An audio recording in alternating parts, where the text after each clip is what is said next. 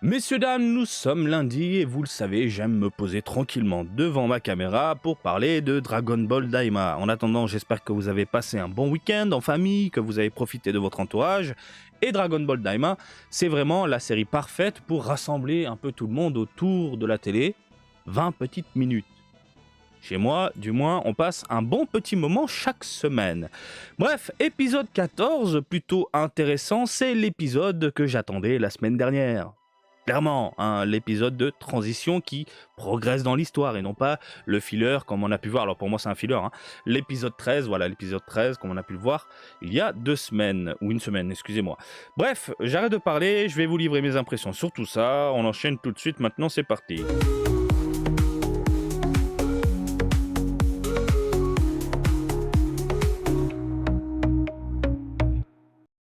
Gros plan de ma gueule. Alors oui, c'est l'épisode que j'attendais puisque on avance. C'est pas forcément un épisode qui va t'en mettre plein la gueule. On est sur du plus plus en plus.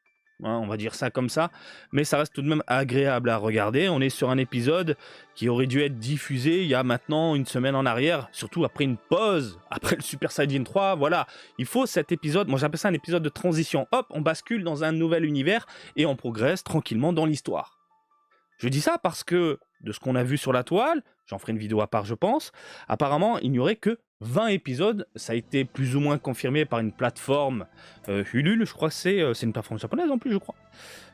Vous pouvez me reprendre dans les commentaires, qui a référencé 20 épisodes, et ils ont dit le 20e épisode sera diffusé fin février, bref on en parlera tranquillement dans une autre vidéo. En attendant je vous donne l'information, du moins on va mettre des guillemets, on reste en retrait puisque c'est pas non plus officialisé par la Toei. Mais en attendant, 20 épisodes, voilà. Donc c'est pour ça que je veux qu'on accélère, qu'on passe la seconde, qu'on nous en mette plein la gueule, etc. En attendant, l'épisode 13, et pour rappel, à mes yeux, c'était un filler un peu relou. C'est pas le genre de truc que je veux voir, mais ça a été apprécié par la communauté japonaise. Je vous ai fait une vidéo dédiée, et de ce que j'ai envoyé sur les réseaux sociaux, les Japonais ont adoré l'épisode 13. On est sur de l'aventure, on est sur du Dragon Ball. Ils appellent ça, c'est ça Dragon Ball, c'est l'aventure, c'est la découverte, c'est de belles images, c'est du léger, c'est voilà. Donc, il en faut pour tout le monde. Encore une fois, on est d'accord. Bon, et si vous voulez voir la vidéo, elle est disponible sur la chaîne, puisque j'en ai parlé. En attendant, on arrive dans le premier monde des démons. Ça y est, messieurs, dames, on y est. Encore une fois, c'est l'épisode que je voulais voir la semaine dernière. Bref, c'est fait, et maintenant, la Toei va passer la 3e. On a eu la 2e, là la 3e, et je l'espère, hein, j'espère qu'ils vont quand même passer la 3e, parce que bon, s'il y a vraiment que 20 épisodes, c'est chaud patate, c'est chaud. Bref, vous le savez, j'aime bien commencer par la partie visuelle, parler de la partie visuelle. J'ai trouvé ça hyper propre, hein, cet épisode 14, pardon. Parce que, alors pourquoi je pense au 13? Parce que l'épisode 13, pour moi, en termes de visuel, c'était parfait. C'était super beau, c'était des animations de dingue, des traits plus ou moins gras, un rendu clinquant avec beaucoup d'arrière-plan. On perd cette magie visuelle dans l'épisode 14, même si l'épisode 14 est toujours aussi plaisant à regarder. Hein. Bref, de mon côté, j'ai adoré l'aspect un peu rougeâtre, noir, oppressant hein, quand ils arrivent dans ce nouveau lieu. On parle du premier monde des démons. Et j'aime bien les nuages sanguins. Hein. On sent que ça craint. Nuage sanguin, ça craint. Voilà, c'est... Tu sens il va se passer quelque chose, il va y avoir du lourd. Et c'est le genre de lieu qu'il faut pas traîner des pieds. Et j'aime bien parce que même les enfants, quand ils voient un peu ce rendu, les nuages, le rendu rougeâtre et tout, bah, par exemple ma fille elle est en mode ah, ça pue, là, papa il va se passer un truc. Ouais, j'espère qu'il y aura de la baston, une histoire qui déchire avec un final qui envoie du lourd, quoi. Voilà ce qu'il attend papa. Bref. Ensuite, on est dans un épisode totalement détente, à mes yeux. Avec un brin d'humour, bien sûr, ça change pas, hein, qui vise encore une fois les petits de ce côté-là. Oui. Hein, là, pour moi, et de toute façon, je sais que je me répète dans les vidéos, mais ceux qui me découvrent, bonjour. Mais je le dis tout le temps, Daima, c'est une série centrée principalement pour les bambins, même pas les enfants, les bambins de base, et on le voit tout au long de l'aventure. Ça parle de pipi, de caca, de machin, avec des blagues à la Toriyama, et ça fonctionne, ça marche. Et ensuite, on a le côté un peu pour les adultes, puisque on le sait, les papas et les mamans vont regarder cette série-là à côté avec les enfants. Parce qu'il y a la nostalgie aussi qui nous pousse à mater ces épisodes chaque semaine, bien sûr. Donc là, on est sur un épisode détente humour plutôt marrante, puisque pour commencer, on a une référence encore au Sentai. les Sentai. Alors, les Power Rangers, si tu préfères, si t'as pas l'habitude du terme Sentai. Donc, les Power Rangers, bien sûr, c'est toujours d'actualité au Japon. Les Sentai, c'est toujours d'actualité. Il y en a toujours des nouveaux, il y en a toujours des machins. C'est toujours d'actualité. Même si en France, on parle plus de Power Rangers, on n'a plus tout ça. Du moins, je crois. Hein, mais ça passe plus à la télé, on est d'accord. Ou peut-être les vieux, mais voilà. Tout ce qui est récent, machin, les Power Rangers déchirent. Les Sentai au Japon déchirent. C'est toujours d'actualité. Moi, dans la rue, je vois des gamins avec des ceintures qui se transforment, des machins. Ça ne bouge pas. Donc évidemment, si tu amènes une connotation Sentai dans une série comme ça, le petit gamin, le petit bambin qui aime bien cet univers-là va pouvoir s'identifier encore une fois à des personnages totalement loufoques face à Goma. Hein, bien sûr. Et j'ai envie de te dire, oui, c'est une référence aux Ginyu Sentai également. Les Ginyu Sentai, ça reste des Sentai. Toku Sentai. Voilà. Donc on a l'esprit à la Toriyama, mais ça reste toujours une référence aux super-héros actuels. Et ça marche auprès des enfants. Voilà, les Sentai. C'est comme ça. Donc, j'imagine que certains ont vu la référence par rapport aux Ginyu Sentai en se disant « Ah, ils ont fait un copier-coller et tout ». Moi, le premier truc que j'ai eu en tête, c'est non, la référence à la réalité actuelle par rapport à ce qu'on a, surtout au Japon, voilà. Après, autre point mis en avant pour les bambins, les enfants, c'est la complicité entre frères ou sœurs, comme tu veux, hein, voilà. Donc, par exemple, le fait de voir Majin-Ku et Majin-Buu qui partagent un moment ensemble, de manger du chocolat tranquillement sur le canapé, etc.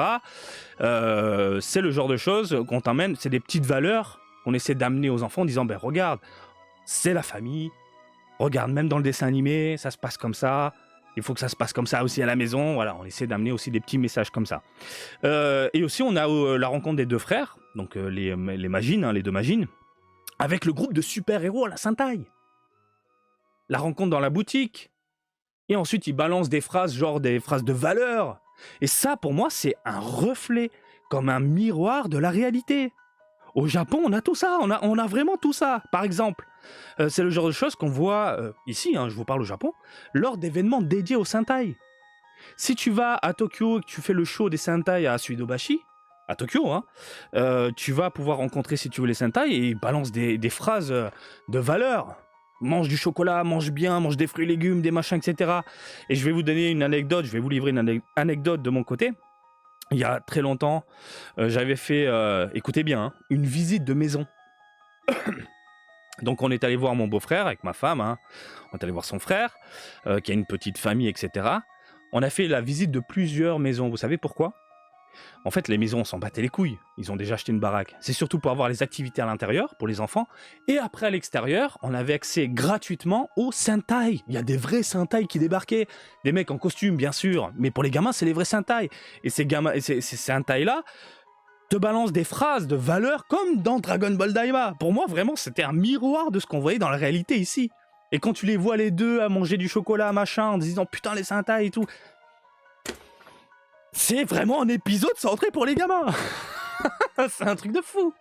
C'est ce qui se passe ici, bordel de merde. Ah putain, je vous le dis, j'ai passé une journée de merde. Ah non, je vous parle de la journée visite des maisons.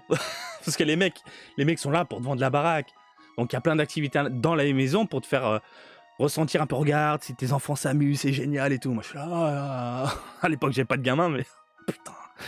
Tout ça pour voir des Sentai après, oh putain de merde. Après c'était cool, hein. Le show était vraiment très sympa, surtout pour un petit quartier. Bon bref, sinon on apprend que Neva, le vieux Namek là, Neva, hein, c'est lui qui a placé les barrières. Entre les mondes, les trois mondes, c'est lui qui a placé les barrières. Donc je me pose toujours cette question, est-il vraiment gentil à vouloir aider réellement la team, ou il a un truc derrière la tête, ou c'est un gros bâtard. Peut-être qu'il est complice de Goma, j'en sais rien, mais... Je sens toujours ce côté un petit peu louche au niveau de ce personnage-là. Tout le monde est parti dans l'optique, c'est un gentil, c'est bon, il a rejoint la team, etc. Mais moi, je me mets une petite réserve, sait-on jamais. Ça peut amener de nouvelles valeurs aux enfants en disant, attention, il ne faut pas faire confiance à absolument tout le monde, surtout les vieux. Attention vieux. Concernant Goma, il est vénère, hein, on l'a vu, on sent qu'il va s'impliquer maintenant. Et que ça va déménager. Ça va déménager. Si réellement, il reste que 6 épisodes, là, ça va péter dans tous les sens. Je pense toujours, c'est mon point de vue, et je vois comment c'est amené à chaque fois l'image et tout. On a eu le Super Saiyan 3, alors ça a été la surprise, mais je pense toujours que le combat final de Dragon Ball Daima sera Goma, puissance max, contre Goku en Super Saiyajin 4. Je sens venir le Super Saiyajin 4. Je vous ai fait un petit croquis là dans la partie communauté sur YouTube, mais je le sens venir. Oui, messieurs, dames, voilà. Bref, pour finir, épisode encore une fois sympathique, mais je suis curieux de découvrir l'épisode de la semaine prochaine, donc l'épisode 15, donc de ce vendredi, hein. Dabla, qui est de retour, dans un flashback. Voilà, il tient une clé, voilà, c'est... Dabla est de retour. Bref, on va voir ce qui va se passer, mais je suis chaud patate, hein, je suis chaud patate. Hâte de découvrir également la gueule du dragon. De quoi tu parles? Bah oui, beaucoup de monde oublie, mais les Dragon Ball de ce monde ont été rassemblés, ça y est, hein, ils ont été récupérés. Ils vont forcément l'invoquer à un moment. Voilà, il y a que 6 épisodes, mais quand, où, quand, comment, peut-être à la fin. Mais personne n'en parle, j'ai l'impression, mais curieux de découvrir ce nouveau dragon. L'allure démoniaque, l'allure d'un dragon mélangé à je sais pas quoi, à Polunga, ben voilà, l'allure du dragon. Moi, je suis très curieux de découvrir cette partie-là également. Voilà, ben c'est tout. C'est tout, ouais, c'est tout. Épisode sans plus plus. Plus sans plus. Voilà, ça reste sympathique. Encore une fois, ma gamine était morte de rire, bien sûr, à voir les sortes de Sentai totalement délirants. Goku qui se fait électrocuter, qui tombe, ça la fait rigoler. Toujours ce côté niais et décalé. Voilà, épisode qui amène des valeurs aux enfants, etc. pour leur faire comprendre des choses par rapport à la réalité. Tatati tatata. Voilà, ça reste plus en plus, mais au moins on progresse. Pour moi, c'était l'épisode de transition qu'on aurait dû avoir la semaine dernière.